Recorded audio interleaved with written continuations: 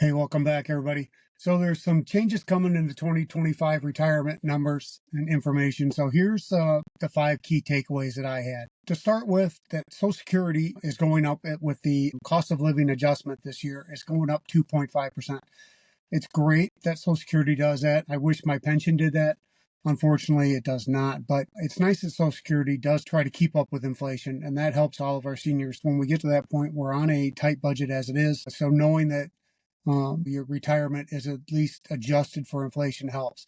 That works out to be somewhere between $44 and $50 a month for most people. The second thing I want to talk about is that the Medicare cost is going up. Now, it kind of defeats the point of Social Security going up if your Medicare costs also go up, and it is going up significant. It's going up 6%. This is primarily talking about the Part B Medicare supplement that people but it's still an important piece to have because it handles a lot of the things that Medicare does not cover. And that works out to be an average of $185 a month. That's a significant draw of their money to somebody who's on a fixed income. So that's kind of important. And again, to me, it defeats the point of Social Security adjusting if it's not going to take into account all expenses that need to be adjusted for, including having Part B Medicare to cover those big out-of-pocket expenses that come up. All right, number 3, if you are over 50, your catch-up money for 401k has just increased up to $31,000 a year. And if you're between 60 and 63, like really on the edge of those last few years before you retire, you can go up to almost $35,000 in catch-up money a year. But here's a caveat to that. You have to be very good with your money already. If you can put $34,000 away into a 401k, you have to be debt-free already. You have to be very minimal with your expenses. I can tell you firsthand, my experience has been the best year I ever had, which was last year.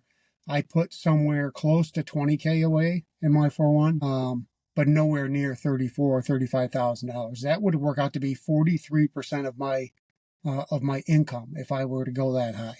So you have to be really good with your money, and the average American cannot put that kind of income away.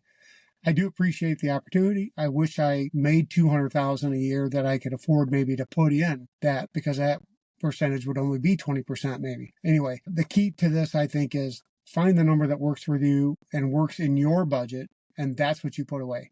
And if you have a 401k match with your employer, make sure you're doing that amount at least at the very. So the last thing I want to talk about is that if you are taking Social Security early, say 62 to 65, in that range, the amount of money you can make on the side now has been increased as well. And that number is now $23,400, which is pretty nice. That means you can make almost $2,000 a month in side money before it starts to affect your benefits. And when you do go over that number, they take $1 for every $2 you make over that amount. So it's not every dollar till then, it's every dollar over that amount. So if you made 30,000, let's say, they would take $1 for every 2 off of your benefit.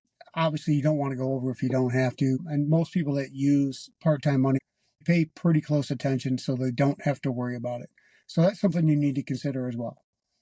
The last thing I want to talk about is the amount you can deduct from your taxes if you are married and filing jointly. That number has also gone up, and I believe it was last year that it went into effect, but for 2025, it's going to be $29,200 again. That's a huge standard deduction. Most people used to have to itemize to get anything decent if you had things to write off.